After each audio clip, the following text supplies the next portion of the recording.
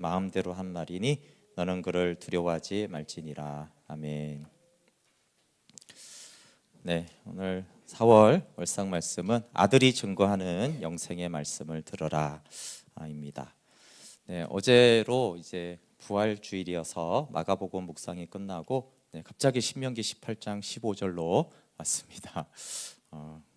기억이 잘 안 나시죠? 네, 그래서 그 앞부분에 크게 말씀하는 것은 신명기는 이제 여호와 경외를 배우라는 것인데, 하나님이 왜 광야길을 가게 하셨느냐, 그리고 너희가 마음의 할례를 받아야 되는데, 그리고 쉐마라고 이제 강조하는데, 그 쉐마를 통해서 그 쉐마의 이유가 하나님이 우리의 행복을 위해서 약속의 땅에서 쉐마라고 하는 것이다라고 말씀하십니다. 그러면서 또 공동체 안에서 연약한 자를 돕는 것이나 복음을 전하는 것은 명령이지만 이것이 복을 받는 통로다라고 말씀하세요. 그래서 계속해서 하나님 명령하신 다음에 이것은 너희의 복과 너희의 행복을 위해서 명하는 것이다라고 말씀이 반복이 되어집니다.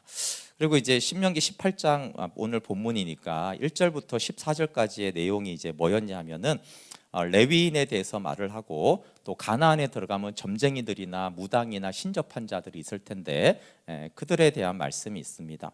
레위 지파는 좀 참 독특합니다. 아브라함에게 하나님이 약속의 땅을 약속하시고 출애굽을 통해서 언약을 맺고 가나안 땅에 들어갔잖아요. 근데 가나안 땅에 들어왔는데 레위인들한테는 땅을 안 주겠다는 거예요. 이게 당연한 것 같지만 생각을 해보세요, 여러분. 아브라함부터 지금 400년째 계속 약속의 땅을 주신다, 약속의 땅을 주신다. 출애굽이 약속의 땅에 가기 위함이다. 언약을 맺어서 약속의 땅에 산다. 그런데 기업을 준다고 했는데 막상 갔더니 레위인들한테는 니네들한테는 땅이 없다라는 거예요. 생각하기에 따라서 얼마나 좀 충격적입니까? 그리고 얼마나 서운하겠어요. 아니, 그 땅 주신다라고 그렇게 약속을 하셔놓고는 그 어렵게 또 전투에도 다 왔는데 땅을 안 주겠다라는 거예요. 근데 사실은 이게 실망할 수 있는데 그 이유에 대해서 왜 땅을 안 주냐 하면은 여호와가 너희의 기업이라는 거예요. 그러면은 가나안 땅을 받은 것이 실제겠습니까? 여호와가 기업이라는 게 실제겠어요? 예, 사실 그 땅은 여호와가 약속이고 여호와가 기업이고 여호와가 하나님의 나라라는 것이죠, 그렇죠? 근데 우리한테는 이제 우리가 연약하니까 하나님을 가시적으로 보여주는 게 약속의 땅입니다, 그렇죠? 보이는 땅에서 먹고 거기서 풍족하게 누리고 하는 것을 통해서 하나님의 나라가 이렇고 여호와가 기업이라는 게 이런 것이구나. 그러니까 오히려 여호와가 기업이라는 게 진리인 것이고, 그것을 보고 알라고. 그러니까 예수님도 마찬가지잖아요, 그렇죠? 원래 하나님의 나라, 성령이 임하셔서 하나님의 나라가 영적인 실제인데 그걸 잘 모르잖아요, 우리는. 그렇죠? 그러니까 성령을 힘입어 귀신을 쫓아내줬단 말이에요. 그 귀신이 쫓아나가고 그럼 얼마나 해방감이 있고 자유와 기쁨이 있어요, 그렇죠? 그것을 통해서 하나님의 나라를 설명하는 거예요. 그러면 진짜는 귀신이 나가는 게 그래서 막 기분이 좋아지고 삶이 좋아진 게 하나님 나라가 아니라, 하나님 나라라는 이 너무나 좋은 영적인 세계를 잘 모르니까 이렇게 경험하는 거야. 그러니까 병이 있으면 얼마나 고통스럽고 힘듭니까, 그렇죠? 그러니까 예수님이 그 병을 고쳐주면서 이렇게 하나님의 나라를 비유로 말씀하는 거잖아요, 그렇죠? 그러니까 사실은 하나님의 나라가 실제인데 그 하나님의 나라는 마치 병들었다가 고침받는 이런 거하고 비슷해. 귀신 들렸다라고 귀신이 나가서 기뻐하는 거하고 비슷한 거야. 그럼 이제 약속의 땅, 가나안 땅이라는 거는 그 자체가 목적이 아니라 하나님이 너희의 기업이라는 것인데, 그게 무슨 뜻이겠습니까? 라고 했을 때 너희가 광야 같은 삶 속에서 하나님이 젖과 꿀이 흐르는 이 약속의 땅을 주는 것이 여호와가 기업이 된다라는 의미다 라는 것이잖아요, 그렇죠? 그래서 오히려 이제 레위인들은 굉장히 인간적으로는 섭섭한데 그게 아니라 그 본질을 항상 보게 하는 거예요. 그래서 이스라엘 백성들에게 너희가 그 땅의 욕심을 가지면 안 되고 이 땅은 여호와가 기업이라는 이 약속, 이 영원한 약속에 대한 증거로 표시로 이 땅을 준 거기 때문에 너희가 이 땅을 목적으로 삼으면 안 된다. 하나님을 목적 삼아야 된다라고 하는 거예요. 사실은 이제 레위인들은 더 영광스러운 부르심인데 땅의 관점에서 보면은 그래서 좀 서운할 수가 있잖아요, 그렇죠? 어쨌든 하나님은 땅을 기업으로 받은 백성에게는 신명기 14장 23절에 11조를 통해서 여호와 경외하기를 배우라고 했고, 레위인들에게는 땅을 기업으로 받지 않아도 하나님이 너희의 기업이니까 너희의 생계를 하나님께 맡김으로 여호와 경외하기를 배우라고 했어요. 그래서 하나님이 부르심이나 사람에 따라서 다른 걸 요구하는 거죠. 근데 똑같이 여호와 경외하기를 배우고 여호와가 나의 기업이라는 걸 배우는데, 어떤 사람은 헌금을 함으로, 어떤 사람은 내 재정을 하나님께 맡기고 생계를 맡김으로 여호와 경외하기를 배우라고 말씀하셨습니다. 그래서 약속의 땅에서 믿음으로 살아야 되는 것과 함께, 그럼 살아야 되는 것과 함께 하지 말아야 될 것이 이제 뭐냐 하면은 18장 9절에 내 하나님 여호와께서 내게 주시는 땅에 들어가거든 너는 그 민족들의 가증한 행위를 본받지 말 것이다. 에베소서 2장 1절부터에도 이 세상의 공중의 권세 잡은 자가 다스리니까 그 행위는 본받지 말아야 된다. 한편으로는 여호와 경외하기를 배우고, 한편으로는 이 가나안의 세상적인 사탄이 다스리는 그 문화를 너희가 받아들이지 말아야 된다라고 하면서 우상 숭배하지 말고, 아까 점술과 기륭을 말하는 자, 무당, 신접자를 용납하지 말라고 하잖아요. 이게 뭐 점점 과학 시대가 된다라고 하는데, 점치는 카페는 왜 점점 늘어나는지 모르겠어요. 우리 가자동에도 저쪽에 하나 들어와 있더라고요. 그리고 그냥 이제 젊은이들이 있는 대학로나 이번에도 연극 보러 가니까 많아요, 거기에. 그래서 참 희한하죠. 이렇게 세상이 점점 과학화되어 가는 것 같은데, 오히려 옛날에는 그 무당분들이 모여 사는 데 따로 있었거든요. 이렇게 모여 살고 도시에는 없었잖아요, 그렇죠? 근데 오히려 요즘에 이렇게 도시 가운데 오히려 길과 흉을 말하고 점치고 이런 것들이 더 의외로 많아지고 있어요. 그래서 그런 것들을 따르지 말라라고 합니다. 한편으로는 그러면 그런 자들의 말은 듣지 말고, 그러면 이제 오늘 본문은 뭐냐면 선지자의 말을 들으라는 거예요. 우리 신명기 18장 15절 말씀 같이 읽어볼게요. 시작. 내 하나님 여호와께서 너희 가운데 내 형제 중에서 너를 위하여 나와 같은 선지자 하나를 일으키시리니 너희는 그의 말을 들을지니라. 네, 가장 중요한 오늘 본문의 말씀입니다. 모세와 같은 선지자 하나를 일으키리니 너희는 그의 말을 들어라, 이러는 거예요. 근데 하나님이 왜 선지자를 보내게 되었는가라고 했을 때 이것이 이스라엘 백성들이 요청했다라는 거예요. 시내산에서 하나님의 영광이 임했잖아요. 그때 이스라엘 백성들이 총회에서 하나님의 음성을 직접 듣지 않게 해달라고 백성들이 부탁을 했어요, 모세에게. 그게 16절 17절인데 한번 같이 읽어볼게요. 시작. 이것이 곧 내가 총회의 날에 호렙산에서 내 하나님 여호와께 구한 것이라. 곧 내가 말하기를 내가 다시는 내 하나님 여호와의 음성을 듣지 않게 하시고 다시는 이 큰 불을 보지 않게 하소서. 두렵건대 내가 죽을까 하나이다 하매 여호와께서 내게 이르시되 그들의 말이 옳도다. 네, 직접 음성을 듣지 않게 해주시고 다시는 하나님의 영광을 보지 않게 해주세요, 이렇게 부탁을 하는 거예요. 왜 부탁해요? 너무 두려워서 죽을 것 같아가지고 그렇게 하지 말아달라는 거예요. 근데 하나님이 뭐라고 합니까? 그들의 말이 옳다는 거예요. 이게 좀 우리하고는 약간 의외입니다. 보통 우리는 뭘 원합니까? 하나님 제발 좀 직접 좀 말씀해 주세요. 좀 직접 좀 하나님의 그 능력과 영광을 좀 보여주시면 소원이 없겠네, 이런 생각이 들지 않습니까? 그러면 다 될 것 같은데 근데 직접 하나님의 음성과 영광을 보면 어떻게 된다고요? 은혜가 충만하다 이런 게 아니고요, 죽을까 한다라는 거예요. 다시는 음성을 듣고 싶지 않다. 다시는 하나님의 영광을 보면 큰일 나는 거야, 이렇게 하는 거예요. 그렇지만 한 가지 알 수 있는 것은 뭐예요? 우리가 직접 하나님을 만나면 죽을까 두려워하는 그 하나님을 또 알아야 되긴 한다는 거예요. 이게 구약에만이 아니라 계시록에도 사도 요한이 부활하신 예수님을 만나고 죽은 자 같이 엎드려졌잖아요, 그렇죠? 그러니까 그 진짜 하나님을 바로 보거나 들으면은 사실은 은혜 받았다, 너무 기쁘다 이런 게 아니라 그냥 죽은 자 같이 너무나 두려움 가운데 떨게 된다라는 거예요. 근데 신약에서는 그 하나님을 직접 듣고 보라고 하는 게 아니에요. 그래서 우리가 하나님의 음성을 들었어요 이런 말들은 이 말씀을 보면 하나님의 음성을 직접 들은 게 아니에요, 그렇죠? 그러니까 성령의 감동으로 생각으로 주셔가지고 그렇게 하는 거지, 정말 하나님의 음성을 직접 들으면 어떻게 된다고요? 은혜 받는 게 아니에요. 죽을 뻔했구나, 아니면 죽는 거예요. 근데 그 믿음을 이제 오히려 신약에서는 뭐라고 하냐면 어제 말한 대로 부활하신 예수님을 만나면 된다는 거예요. 부활하신 예수님을 만나면 죽지 않고 두려워하지 않고 전능하신 하나님을 알고 보고 믿게 된다라는 거예요. 그래서 부활하신 주를 믿게 될 때 그분이 하나님의 아들로 만나면 그 앞에 무릎을 꿇게 됩니다.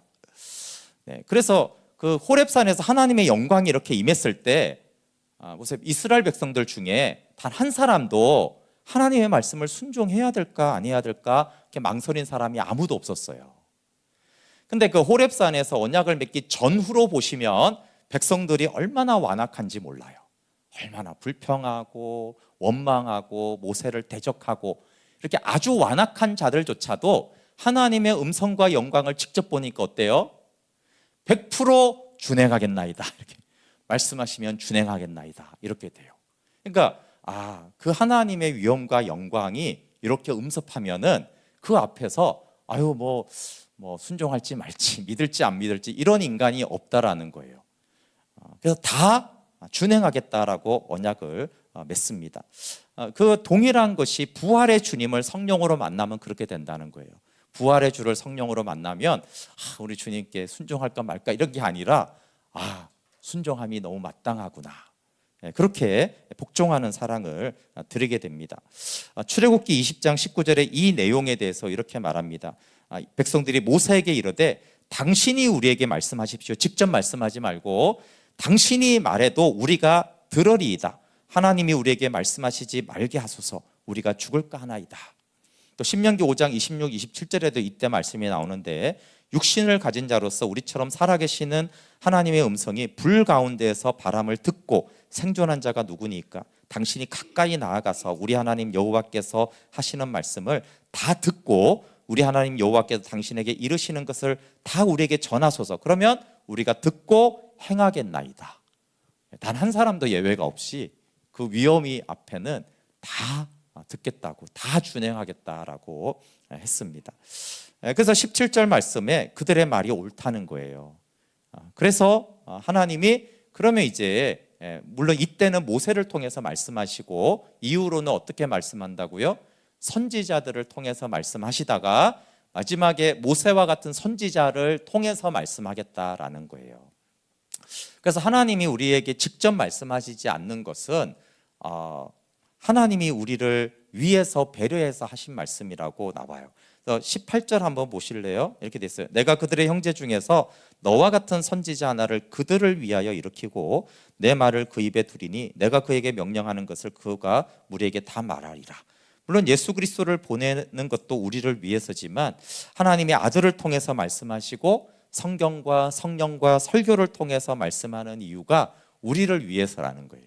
백성들이 그렇게 부탁한 거고 하나님이 그래 맞다, 선지자들을 통해서 또 성경을 통해서 율법을 통해서 내가 너희에게 말하겠다 이렇게 하시는 거예요. 그러면서 이제 그 말씀을 들으라고 합니다. 사도행전 3장 22절부터 23절에는 이제 오순절 설교에서 베드로가 모세와 같은 선지자가 그리스도이심을 이제 설명을 합니다. 그래서 좀 모세가 말하되 주 하나님이 너희를 위하여 너희 형제 가운데 나 같은 선지자 하나를 세울 것인데 너희가 무엇이든지 그의 모든 말을 들을 것이다 라고 하면서 사무엘 때부터 이에 말한 모든 선지자도 이때를 가리켜 말하였느니라 라고 말씀하셨어요. 그래서 이제 궁극적으로 이제 나와 같은 선지자는 예수 그리스도이신데 하나님이 미리 여기서 신명기에서 뭐라고 말했어요? 아버지가 하나님이 아들에게 모든 것을 말씀해 주면 그 아들이 우리에게 모든 것을 말해 준다라고 하셨어요. 그리고 이제 베드로는 그분이 그리스도로 오셨다라고 말씀하셨어요. 그러면 예수님이 우리에게 하신 말씀이 이제 아버지가 하신 말씀을 다 했잖아요, 그렇죠? 그러면 그 말씀이 무엇이냐, 그 핵심이 무엇이냐라고 했을 때 요한복음 12장 50절에서 아주 함축적으로 말씀해 주세요. 예수님이 직접 하신 말씀인데 이렇게 말씀하세요. 나는 그의 명령이, 나는 즉 아버지, 하나님 아버지의 명령이 영생인 줄 아노라, 이렇게 말씀하셨어요. 그러니까 하나님이 신명기 때부터 모세를 통해서 내가 너와 같은 선지자를 보내면 그에게 다 말할 것이고 그는 너희에게 내가 말하는 모든 것을 말할 것인데, 그 예수님이 직접 말하는 거예요. 아버지가 나에게 하라고 하신 그 말씀의 내용은 뭐냐면 영생이다라는 거예요. 그러면서 이어서 이렇게 말해요. 그러므로 내가 이르는 것은 내 아버지께서 내게 말씀하신 그대로니라 하시니라. 그러니까 신명기 이 약속 그대로 하시는 거예요. 그러니까 신명기 때부터 예수님을 보내시면 예수님이 자의적으로 말하는 게 아니라 아버지가 모세와 같은 선지자에게 하신 그 말을 다 일러준다고 했거든요. 근데 예수님이 요한복음에서 똑같은 말을 여러 번 반복하셨어요. 내가 하는 것은 내가 하는 것이 아니고 아버지가 나에게 하신 말씀을 내가 다 이루는 것이다. 근데 아버지가 나에게 주셔서 내가 전한 말이 뭐냐라고 하면 딱 한마디로 표현하면 뭐라고요? 영생이라는 거예요. 영생을 주는 말씀을 내가 전하고 있다라고 하는 것이죠. 그게 이제 설교 제목에 해당이 된다라면 영생을 주는 말씀의 내용이 비유도 있고 가르침도 있고 여러 가지 표적에 대한 말씀과 또 십자가와 부활에 대한 말씀이 있는 것입니다. 그래서 그러면 너희가 신명기 때 모세와 같은 선지자 이렇게 내가 다 말할 텐데 너희가 들어라 그랬잖아요, 그렇죠? 그럼 이제 우리가 뭘 들어야 되는지도 아는 거예요. 예수님이 말씀하실 때 우리가 생명을, 영생을 주는 말씀을 들어야 되는 거구나. 너희가 그걸 들으라고, 영생을 주는 말씀을 들어라, 이렇게 말하는 거예요. 근데 만약에 영생을 주는 이 말씀을 내가 아들에게 줘서 전할 텐데 이 말씀을 듣지 않으면 어떻게 되는지가 19절에 나와요. 누구든지 내 이름으로 전하는 내 말을 듣지 아니하는 자는 내게 벌을 받을 것이요 라고 말하고 있어요.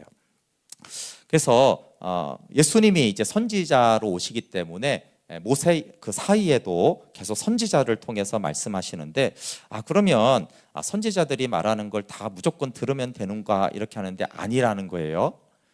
선지자들이 하는 말을 다 들으면 안 돼요. 왜 그러냐 하면 어떤 선지자는 하나님이 명령하지 않은 말을 전하기도 하고 자기 마음대로 말하는 사람도 있고 심지어 다른 신의 이름으로 말하는 자도 있는데 그들은 죽음을 면치 못한다라는 거예요. 그러면 이제 누가 참 선지자인지 아닌지를 아냐라고 했을 때 신명기에서는 그 말이 성취되는지 아닌지를 봐야 된다라는 거예요. 만약에 성취가 안 되면 제멋대로 한 말이니까 그 선지자의 말을 두려워할 필요가 없고 듣지 않아야 된다라고 말합니다. 근데 여기서 분별이 그렇게 쉽지만은 않구나라는 걸 좀 알 수 있어요. 내용을 통해서 저건 거짓 선지자구나 이렇게 알면 좋잖아요, 그렇죠? 근데 물론 그런 거짓 선지자가 있는데 어떤 선지자는 말이 너무나 잘해가지고 말만 듣고는 모르겠다는 거예요. 저게 거짓 선지자인지 참 선지자인지. 그런 경우는 어떻게 아냐 하면은 세월이 지나면서 그 말대로 성취가 되는지를 지켜봐야 된다라는 거예요. 그러니까 어떤 거짓 선지자는 수년을 이렇게 지켜봐야지 저게 진짜구나 가짜구나라고 아는 거예요. 근데 사실 이거는 오늘날에도 우리에게 주는 교훈이 있는 거예요. 물론 어떤 사람은 그냥 말하자마자 저건 이상한 말을 하는구나, 뭐 이단이든가 뭐 이단이 아니어도 저거는 하나님 말씀이 아니다 이렇게 딱 듣자마자 분별이 되는 것도 있지만 어떤 경우는 잘 모르겠는 경우도 있다라는 거예요. 그래서 분별이 정말 필요한데 그렇지만 신약으로 넘어오면은 감사하게도 분별이 훨씬 쉬워집니다. 왜냐하면 선지자가 뭘 증거했는지를 신약에서 너무나 분명하게 알려주기 때문에 그래요. 로마서 1장 2절에 이 복음은 하나님이 선지자들을 통하여 그의 아들에 관하여 성경에 미리 약속하신 것이라 그랬잖아요, 그렇죠? 그럼 이제 참 선지자들이 뭘 전했냐면 복음을 전한 거예요. 그럼 그 복음이 뭐냐면 아들에 관한 거라는 거예요. 그 아들에 관해서 아들이 복음인데 그 아들을 전거한 것이 참 선지자들이다 이렇게 말을 하고, 베드로전서 1장 10절 11절에도 이 구원에 대하여는 너희에게 임할 은혜를 예언하던 선지자들이 연구하고 부지런히 살펴서, 여러분 선지자들이, 구약의 선지자들이 이렇게 뭐가 직통 계시를 받아서 다 전하고 이렇게 한 것만 아니라는 거예요. 구약의 선지자들이 연구하고 부지런히 살폈대요. 예를 들면 이제 구약의 이제 기초는 모세오경인데, 그 모세오경을 선지자들이 부지런히 연구하고 살펴서 묵상하고 기도하면서 성령의 조명 아래에서 한 선지자가, 기본적인 선지자의 사명이 그거였다라는 거예요. 물론 성령께서 말씀하셔서 전한 것도 있지만 직통 계시만 있고 그런 것이 구약에서부터 있지 않았어요. 선지자들이 연구하고 부지런히 살펴서 자기 속에 계신 그리스도의 영이, 성령께서 아들이 받으실 고난과 후에 받으실 영광을 미리 증언하였다 이렇게 말하면서, 선지자들이, 참 선지자가 누구냐 하면 아들에 관한 것인데, 또 그 아들과 아들이 받으실 십자가 고난과 부활에 대한 것을 전하는 것이 참 선지자라는 것을 알 수 있어요. 그럼 당연히 신약의 참 선지자들, 사도들은 더 그렇잖아요, 그렇죠? 복음을 전해서 하나님의 아들과 그 아들의 고난과 영광을 전하여서 생명을 얻게 하는 것이 신약의 참 선지자들입니다. 네, 어제도 잠깐 말했듯이 코로나를 거치면서 또 그 설문조사, 기독교 안에도 설문조사하는 게 많아요. 뉴스도 봐도 정치 막 설문을 계속 하잖아요, 그렇죠? 근데 이제 설문조사하는 기관들이 이렇게 생겼는데, 어제 말한 대로 영적 성장에 가장 도움이 되는 게 무엇이냐라고 했는데, 예전에는 그 교회 예배, 그 교회 담임 목사님 설교가 당연히 독보적으로 1위였거든요. 근데 이게 이제 왔다 갔다 하고 있습니다. 어떤 분은, 물론 이제 담임 목사의 설교가 또 그 예배가 이제 가장 중요하긴 하지만, 그에 굉장히 이제 버금가게 올라오고 있는 것이 뭐냐면은 이제 인터넷을 통한 여러 강의와 말씀들이라는 거예요. 그래서 오히려 이렇게 성경 공부하고 이런 것들보다 더 비중을 많이 차지하는 시대가 되었어요. 그러니까 이제 그 인터넷에서 강의나 설교를 어떻게 이제 하는가가 굉장히 이제 중요하게 된 거예요. 그렇기 때문에 여러분, 지금 시대는 거짓 선지자들이 가장 많이 활동하는 때입니다. 왜 그렇습니까? 인터넷이 있잖아요. 전에는 거짓 선지자의 설교를 듣기가 어려웠습니다. 그렇지 않습니까? 이상한 말 하는 사람들 듣기가 굉장히 어렵잖아요. 보통 뭐 교회에서 듣고 강사로 오는 이상하지 않으니까 대부분. 그리고 어디 이상한 데 찾아가는 게 쉽지 않잖아요, 그렇죠? 뭐 이단인가 하는 것도 있고. 근데 지금은 그냥 뭐 인터넷을 열면 이렇게 막 쏟아집니다. 실제로 그 이단들이 굉장히 당연히 이단입니다 안 밝히잖아요, 그렇죠? 제가 이단으로 알고 있는 그 조회수도 몇만 개가 되고 이런 게 많이 올라와 있어요. 근데 그 아주 이상한 이단들도 있지만 이렇게 들어보면은 그 이단인지 모르겠는 그런 것도 굉장히 많아요. 그러니까 이제 인터넷 시대가 되었기 때문에 지금은 거짓 선지자들이 가장 많이 활발하게 활동을 하고 있는 시대이기도 해요. 그러니까 이제 이 말씀이 굉장히 중요한 것이죠. 그래서 복음을 전하여 생명을 얻게 하는 참 선지자의 말씀을 듣는다면 하나님 너무 기뻐하는데, 이 신명기 말씀이 오히려 과학 시대가 되니까 오히려 재현이 되는 거예요. 이때 하나님께서 너희가 내가 보내는 선지자의 말은 들어야 되는데 안 들으면 벌을 받으니까 반드시 들어야 되는 거예요. 그런데 한쪽에는 가나안에서 전하는 그 신접한 자들과 점쟁이들과 이런 쪽에 그 길흉을 말하고 점을 치는 한쪽에 영적으로 하는 무리들이 있을 거고, 또 하나는 여호와의 이름으로 전하는 거짓 선지자들이 있다라는 거예요. 그러니까 구약 시대 때 이게 이제 어려웠잖아요. 실제가 생각해 보면 진짜가 있고 가짜가 있고 또 가나안 문화, 이게 세 가지가 있는 거잖아요. 근데 이게 오늘날 그대로 재현이 되고 있어요, 크리스찬들에게. 정말 생명을 얻게 하는, 영생을 전하는 선지자가 있는가 하면 이제 거짓 선지자들도 너무 많은 거예요. 인터넷이 힘이 있으니까. 또 당연히 이 세상 문화에서 여전히, 그렇죠? 영적으로나 세상의 메시지를 주는, 이게 오늘날 오히려 이제 모세 시대 때 이게 그대로 재현이 돼 버렸습니다. 그래서 이거를 분별하고 너희가 참 선지자의 말을 들어야 된다라고 하는 것이 분별하는 것이 굉장히 중요합니다. 네, 바울은 자신이 무엇을 전하는지를 굉장히 분명하게 정체성을 가졌어요. 예수님만 내가 전하는 것은 아버지가 주신 것은 영생이야 이렇게 한 것이 아니고, 바울도 디모데후서 1장 1절에 보면 하나님의 뜻으로 말미암아 그리스도 예수 안에 있는 생명의 약속대로 그리스도 예수의 사도된 바울이다 이렇게 그랬어요.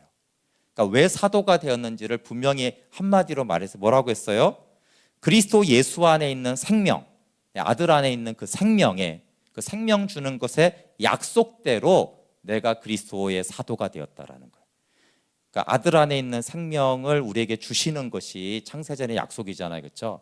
그러니까 그 아들 안에 있는 생명의 약속대로 나는 사도가 되었다. 그러니까 이게 내가 전하는 주 메시지라는 거예요. 그러니까 물론 바울도 바울 서신에 보면 많은 얘기들을 했잖아요, 그렇죠? 근데 내가 전하는 주 메시지와 목적은 이 아들 안에 있는 생명을 주기로 한 그 약속대로 내가 사도가 되었다. 그러니까 뭘 전할지가 굉장히 분명하게.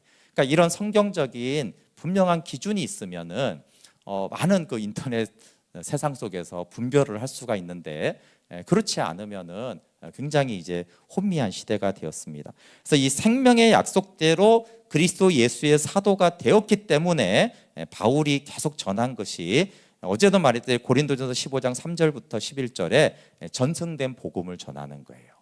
십자가 복음과 장사 복음과 부활 복음을 그것도 자기 마음대로 깨달아서 전하는 게 아니라 내가 전해받은 것, 내가 사도들과 교제하며 모든 사도들이 동일하게 이것이 생명을 주는 복음이다라고 한 그 복음을 내가 전한다라고 말씀을 하고 있어요. 그래서 오늘 설교 제목이 아들이 증거하는 영생의 말씀을 들으라인데, 선지자의 말을 들으라고 했지만 무조건 들으면 안 된다라고 말하는 거예요. 세상적인 이상한 듣지 말고, 또 여호와 이름으로 전하지만 거짓 선지자들이 있는데 분별이 쉽지 않다.